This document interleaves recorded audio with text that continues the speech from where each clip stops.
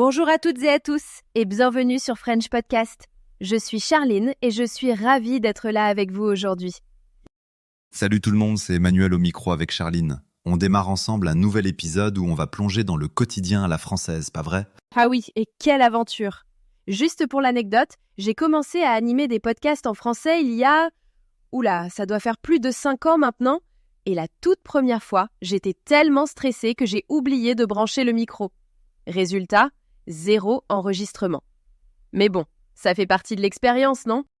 Messieurs, dames, vous vous installez, prenez un café et on explore ensemble le français, mais version vraie vie. Tiens Charline, toi qui as galéré au début, pourquoi tu penses qu'un podcast c'est utile pour apprendre le français ? Franchement, parce que c'est vivant. On capte des accents, des expressions, des hésitations, et surtout ça me rappelle ce mail d'un auditeur polonais, Marek, si tu nous écoutes, qui nous a dit qu'il avait progressé hyper vite rien qu'en s'immergeant dans des podcasts. Ouais, et puis t'as pas la pression de la salle de classe. T'écoutes, tu captes des choses même sans tout comprendre. Après, je me demande, tu trouves pas que l'écoute authentique, c'est vraiment le petit plus ? Oui, parce que dans la vraie vie, personne ne parle comme dans les manuels. On saute des mots, on coupe les phrases, il y a des bruits autour. C'est ce qui rend l'écoute de podcast vraiment précieuse. C'est clair. Et puis on va pas se mentir, c'est plus rigolo aussi d'apprendre comme ça. Bon allez, si je devais filer un conseil à quelqu'un qui commence, je dirais, genre vraiment au tout début, faut essayer de piger des petits trucs faciles tous les jours. Genre apprendre à dire bonjour, merci, combien, et répéter, répéter, répéter. Moi je prenais des petites fiches avec 3 mots le matin, 3 le soir. C'est malin ça. Et côté vocabulaire, au début, il y a les indispensables. Je voudrais, où est, combien ça coûte ? Crois-moi, rien pour commander, ça change tout. Une fois, à Bordeaux, j'ai complètement stressé pour commander un croissant. J'ai bafouillé, j'ai fini par demander un pain de croissant, s'il vous plaît ? Le serveur a rigolé, mais il était super sympa. Ouais, et puis faut pas avoir peur de se lancer, même si c'est pas parfait. Personne se moque, au contraire. Alors, faire les courses, c'est peut-être le truc où faut être à l'aise, non ? Il y a toute une série de formules à sortir. Bonjour, vous avez des tomates ? Je peux avoir une baguette bien cuite, s'il vous plaît ? Ou le fameux « ça fait combien ?» Attends, on se fait un petit jeu de rôle ? Je fais le vendeur, toi la cliente ? Allez, c'est parti. Bonjour madame, je voudrais 2 pommes et une demi-douzaine d'œufs, s'il vous plaît. Avec plaisir. Est-ce que ça sera tout ? Oui, ça sera tout, merci beaucoup. Voilà. Et au marché, on discute même un peu avec le vendeur. C'est tout un art en France, non ? D'ailleurs, en France, le marché, c'est bien plus qu'acheter. C'est le rendez-vous social, tu trouves pas ? Mais oui, on papote de la pluie et du beau temps, des légumes de saison, on prend son temps. Un vrai bout de culture. Alors, dans les supermarchés, ça change un peu du marché, mais il y a quand même des petites habitudes. Genre, faire une liste de courses en français. Lait, pain, beurre, fromage. Et puis t'as les rayons. Fruits et légumes, épicerie, boissons, produits laitiers. Tiens, on fait un exemple ? 2 clients qui se croisent près du rayon fruits. D'accord. Oh, ces fraises ont l'air bonnes cette semaine. Ouais, mais moi je me demande si elles sont vraiment de saison. Tu préfères prendre des pommes, non ? Et voilà, on parle de bouffe, c'est classique. D'ailleurs, les amis, on vous fait un petit quiz. Est-ce que vous savez comment on dit boucherie, boulangerie ou crèmerie ? Réfléchissez. La boucherie, c'est la viande. La boulangerie pour le pain. Et la crèmerie, c'est tout ce qui est laitier. Facile, non ? Alors, négocier, c'est tout un art. Pas à tous les étals, mais ça se fait. Surtout au marché, des fois en fin de matinée. Tu peux dire par exemple, vous pouvez me faire un petit prix ? Ou c'est le meilleur prix ? Faut pas oublier le s'il vous plaît, sinon c'est mal vu. Tu te souviens de cette fois où tu as essayé de négocier à Marseille ? Oh là, j'ai tenté le coup au marché du Prado. Je dis au vendeur, vous me mettez un peu plus pour le même prix, chef ? Le gars me sort, ici on n'est pas à Casablanca. Mais il m'a filé un citron en plus, donc bon. C'est ça l'astuce. Toujours rester poli, sourire, tenter, mais accepter si ça passe pas. Un petit merci beaucoup, bonne journée, et hop. Ouais, et retenir des formules comme c'est possible d'avoir une petite réduction ? Ou vous avez un prix spécial aujourd'hui ? Voilà, c'est la négociation made in France. Je propose qu'on se mette maintenant en mode café parisien. On vous écoute une scène authentique captée en terrasse. Prête, Emmanuel ? Go ! Dans ce brouhaha, on a entendu quoi ? Un café, s'il vous plaît ? Un allongé et un croissant. On prend l'addition quand vous pouvez ? Et vous voulez du lait ou du sucre? C'est incroyable comme le vocabulaire des cafés est vaste pour les boissons et les petites commandes. Les cafés, c'est vraiment la scène de la vie en France, tu trouves pas? Ah oui, absolument. C'est un mini-monde le café. On y bosse, on y bavarde, on y observe la vie qui passe. Dans les cafés, il y a tout un tas d'expressions idiomatiques, genre un petit noir pour un simple expresso bien serré, alors qu'un allongé, ça ressemble un peu à un café américain, plus dilué. Et alors, attention au quiproquo. Je me souviens que j'ai demandé un noisette dans un café à Lyon, pensant que c'était un gâteau, et le serveur m'a amené un expresso avec juste une goutte de lait. J'ai juste explosé de rire après coup. Et je sais pas si tu te rappelles, mais à chaque fois que je demande un café au comptoir, je précise toujours, sinon je finis avec un allongé alors que je veux un petit noir. Moralité, la subtilité des commandes, c'est tout un art. Faut oser poser la question, sinon c'est la surprise à l'arrivée. Allez, pour les auditeurs, on va tester un peu votre oreille française. Préparez-vous. Voilà un extrait d'une conversation hyper rapide entre deux habitués du même bar. Un petit serré pour moi, et toi? Je tente le déca aujourd'hui, sans sucre, hein. Alors, quiz éclair. Qu'est-ce qui a été commandé? Pourquoi décaféiné, serré, c'est important? On vous laisse y penser. Ce genre de rythme, c'est exactement ce qu'on entend chaque jour. Et c'est vraiment ça qui vous fait progresser, s'habituer aux vraies conversations, même si tout n'est pas clair au début. Le secret, c'est d'écouter plein d'accents, différents rythmes, de ne pas avoir peur de se tromper et de recommencer. Avant de se quitter, c'est quoi ton truc pour intégrer le français au quotidien, Charline? Moi, j'ai picore. Je lis des articles courts sur le net, j'écoute un podcast ou deux et je parle, même toute seule. Et vous, chez vous, lisez un peu chaque matin? Écoutez de la musique? Essayez une appli comme Duolingo ou regardez des vidéos YouTube en français? Ah ouais, et pour les ressources? Il y a aussi des chaînes qui décryptent l'actu, des blogs, même des TikTok maintenant. Voilà, l'essentiel c'est la régularité. Et pour finir, on aimerait vous demander, quelle situation française du quotidien voudriez-vous entendre dans un prochain épisode? Dites-le nous en commentaire ou par mail. Merci à tous de nous avoir suivis pour cet épisode. Charline, c'était comme toujours un plaisir, même si t'as pas eu ton gâteau au café. Ro, arrête! Merci Emmanuel et merci à vous tous de votre écoute. À très vite sur French Podcast, prenez soin de vous et vive le français naturel. Salut à tous, à bientôt. Écoute la deuxième partie de Podcast français. Parfois, une seule phrase, un simple titre, ça peut contenir tout un univers. Oui, c'est un peu comme une graine qui contient déjà tout l'arbre en fait. C'est exactement ça. Et aujourd'hui, on se penche sur une source d'une concision redoutable. Le titre d'un exercice de langue trouvé en ligne. D'accord. Le voici. Testez votre écoute. Scène de café en français 100% authentique. Ah oui, là c'est une source parfaite pour une analyse. Chaque mot est pesé, chaque terme a une fonction bien précise. C'est presque chirurgical. C'est ça. Et justement, notre mission, ce n'est pas d'écouter l'audio en question, mais de faire quelque chose de plus intéressant. On va déconstruire ce titre. D'accord, on va décortiquer. On va voir comment cette petite ligne de texte est en fait un véritable programme d'entraînement, une feuille de route qui expose les plus grands défis, mais aussi les plus belles ambitions de quiconque apprend le français. Et cette fameuse promesse d'authenticité, j'imagine qu'on va en parler. Évidemment, on va voir ce qui se cache vraiment derrière. Ce qui est fascinant ici, c'est que ce titre résume à lui seul les 3 piliers d'un apprentissage avancé. Lesquels alors? D'abord, l'évaluation active de ses propres compétences. Ensuite, l'immersion dans un contexte culturel qui est dense, complexe. D'accord. Et enfin, la confrontation directe avec la langue telle qu'elle est vraiment parlée, dans toute sa complexité.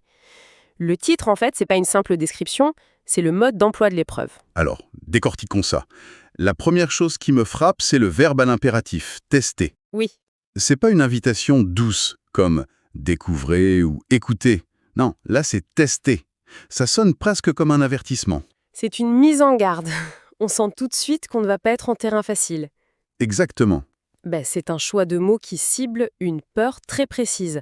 Pour la majorité des apprenants, la compréhension orale, c'est la bête noire. Ah, c'est clair. C'est la compétence la plus intimidante. Carrément. Un texte écrit, on peut le lire à son rythme, on cherche un mot, on revient en arrière. Mais une conversation, c'est un TGV. C'est ça. Le son arrive, il passe, et si on a raté un wagon, tout le train est déjà loin. Il n'y a pas de bouton pause dans la vie réelle. C'est ce sentiment de perte de contrôle en fait. On est passif face à un flux qu'on ne maîtrise pas. Et le mot test, j'ai l'impression qu'il vient formaliser cette angoisse. Il la formalise, mais il lui donne aussi un but. Le mot test introduit une notion de mesure, d'étalonnage. Le but, c'est pas seulement d'écouter, Non. c'est d'évaluer activement l'écart entre ce qu'on pense avoir compris et la réalité de ce qui a été dit. C'est une invitation à se regarder dans le miroir. Pour savoir où on en est vraiment. Voilà. Est-ce que mon problème, c'est la vitesse, le vocabulaire, les contractions de mots? Ce n'est pas un examen final pour sanctionner, c'est plutôt un diagnostic, comme chez le médecin. D'accord. Ça met le doigt sur le problème pour qu'on puisse ensuite le traiter. Donc ce test, en fait, c'est un outil, c'est une façon de dire arrêtez d'écouter passivement la radio en espérant que ça rentre par magie. C'est ça. Asseyez-vous et mesurez précisément où sont vos lacunes. Exactement. C'est le passage d'une écoute passive, un peu subie, à une écoute active et analytique. C'est la première étape pour sortir du fameux plateau de l'apprenant intermédiaire. Ce moment où on a l'impression de ne plus progresser du tout. Oui, ce test force à la lucidité. C'est vrai que ce mot test change tout. On n'est plus dans une écoute de confort, on est sur le qui-vive. Mhm. Et j'imagine que le décor, cette scène de café, ça ne fait rien pour apaiser la tension, au contraire. Ah non, c'est comme s'ils avaient décidé de nous jeter directement dans le grand bain, acoustiquement parlant. C'est ça. Le choix du café, c'est un coup de génie. C'est un environnement d'une richesse et d'une complexité incroyable, sur plusieurs niveaux. Le premier niveau, c'est le son, j'imagine. Le premier, le plus évident, est sonore. On ne teste pas seulement la compréhension du français, on teste d'abord la capacité du cerveau à survivre au chaos. On l'entend presque d'ici, ce chaos. Le fameux brouhaha, ce bruit de fond constant, les tasses qui claquent sur les soucoupes. Le sifflement et les coups sourds de la machine à expresso, la chaise qu'on tient. Et surtout, les conversations des tables voisines qui s'entremêlent. Pour un locuteur natif, c'est un bruit de fond. Mais pour quelqu'un qui apprend... Pour quelqu'un qui apprend, chaque son est une distraction potentielle. C'est une compétence cognitive fondamentale, le filtrage. Le filtrage, Notre cerveau de natif, il fait ça automatiquement. Il isole la voix de notre interlocuteur et il relègue le reste au second plan. Pour un apprenant, c'est un effort conscient, actif et terriblement épuisant. il doit lutter contre chaque son parasite. Voilà, pour tenter de se concentrer sur la conversation cible.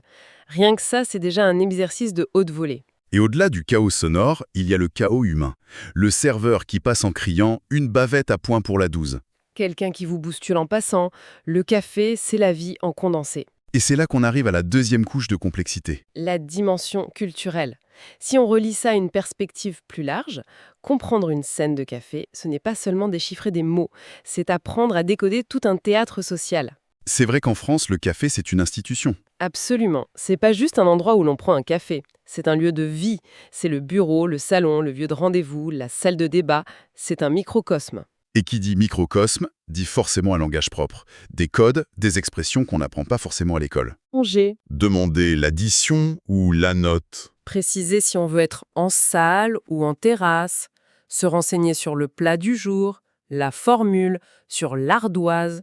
Ce sont des mots simples, mais leur usage est très contextuel. Ah oui, on peut vite se sentir perdu. J'ai le souvenir d'un ami américain qui avait appris le français scolaire et qui demande poliment au serveur « Pourrais-je avoir le menu, s'il vous plaît ?» La phrase parfaite grammaticalement. Parfaite.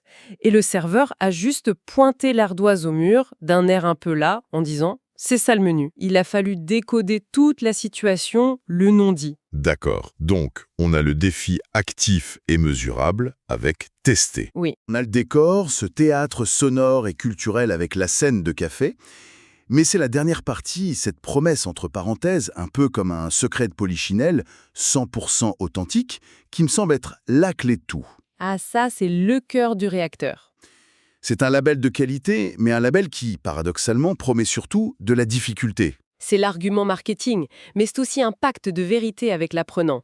C'est la reconnaissance que le français des manuels, le français des exercices audio traditionnels, C'est une version artificielle de la langue. c'est ça. C'est un français ralenti, hyper articulé, épuré de toutes ses imperfections. L'authenticité, c'est la promesse d'accéder enfin au vrai français. Celui qu'on entend dans la rue, entre amis, dans un vrai café. Exactement. Et ce vrai français, pour l'avoir expérimenté, il est radicalement différent. C'est pas juste une question de vocabulaire. Non, c'est la texture même de la langue qui change. Elle change comment? Elle change sur 3 points fondamentaux. Le premier, c'est le débit. La vitesse. Dans une conversation naturelle, les mots ne sont pas des perles bien séparées sur un collier. Ils forment un ruban continu. Ils s'enchaînent, ils fusionnent. Voilà. C'est ce qui donne cette impression que les Français parlent trop vite. En réalité, ils parlent à une vitesse normale, mais ils connectent tout. Et ces connexions, ça crée une nouvelle musique, de nouvelles sonorités. C'est le deuxième point, j'imagine, la phonétique réelle. Exactement. L'authenticité, c'est entendre les élisions et les contractions qui sont la norme absolue à l'oral. C'est le fameux « je ne sais pas » qui, dans la bouche de 99% des Français, devient Je sais pas. « je sais pas » ou même plus familièrement « je sais pas ». C'est « t'as vu » qui devient « t'as vu ». Il y a devient ya, je suis devient je suis. Voilà. Et puis, il y a tous ces E muets qui disparaissent et qui compressent les mots. Petite devient petite, semaine devient semaine. Pour un apprenant qui a l'habitude de voir chaque lettre écrite, c'est comme essayer de lire un texte dont on aurait enlevé toutes les voyelles. C'est déroutant. C'est un choc. On a l'impression d'avoir appris une langue et d'en entendre une autre. Et il n'y a pas que le son des mots. Il y a aussi la façon dont les phrases elles-mêmes sont construites. Ou déconstruites plutôt. C'est le troisième pilier de l'authenticité. Et peut-être le plus important, les accidents de la parole. C'est-à-dire, Une vraie conversation, c'est pas un dialogue de théâtre écrit à l'avance. C'est chaotique. Il y a des hésitations constantes, les les belles, les enfin, tu vois ce que je veux dire? des phrases commencées et jamais terminées. Des gens qui se coupent la parole, qui parlent en même temps pendant quelques secondes. Un enregistrement 100% authentique ne va pas gommer ces prétendues imperfections. Au contraire, il les inclut. Parce que c'est ça la communication humaine. C'est désordonné. C'est ça. Ce qui soulève une question intéressante. Est-ce que cette authenticité brute, c'est toujours la meilleure chose pour apprendre? Est-ce qu'on ne risque pas de simplement décourager quelqu'un qui n'est pas encore prêt? C'est tout le paradoxe. L'authenticité, c'est à la fois le but ultime et le principal obstacle. D'accord. Cet exercice, il est probablement pas pour un débutant complet, qui serait noyé en 10 secondes. Il s'adresse à celui qui a déjà les bases et qui se heurte à un mur. C'est une sorte de vaccin. Un vaccin. Oui, on injecte une petite dose du virus de la réalité dans un environnement contrôlé pour que le système immunitaire linguistique apprenne à se défendre. L'idée, c'est de s'habituer au choc pour ne plus être paralysé quand on y sera confronté dans la vraie vie. Donc, si on met tout ça bout à bout, ce titre anodin, testez votre écoute, scène de café en français 100% authentique, c'est en fait une déclaration d'intention extrêmement claire. C'est une invitation à se mesurer activement à la langue, pas juste à la consommer. Il nous plonge dans un décor qui est un défi en soi, par son bruit, sa richesse culturelle, et enfin il nous promet la langue dans sa forme la plus brute, la plus rapide, la plus désordonnée. La plus réelle. La plus réelle, en somme. C'est un programme d'entraînement complet en une seule ligne.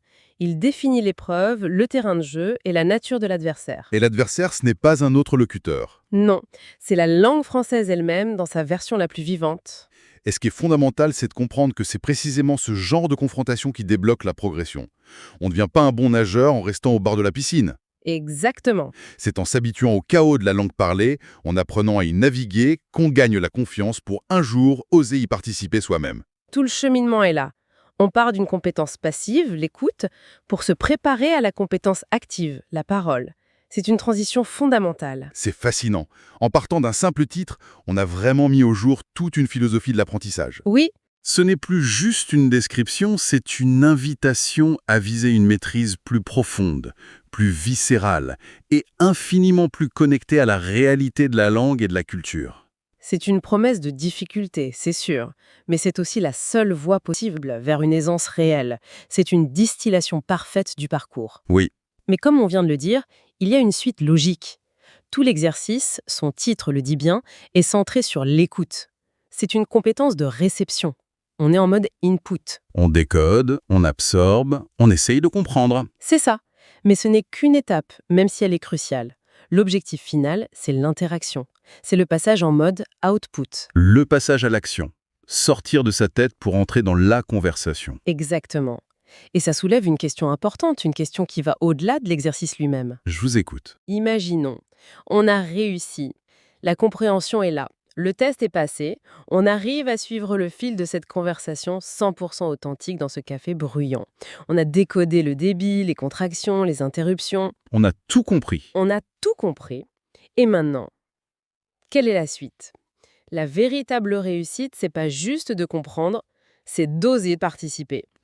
Alors, Après avoir tout compris, quelle serait la toute première phrase que l'on oserait prononcer dans ce même café pour entrer dans la danse? Et qu'est-ce que ce saut, ce passage de l'ombre de la compréhension passive à la lumière de la participation active, qu'est-ce que ça représente vraiment? C'est peut-être ça le test ultime.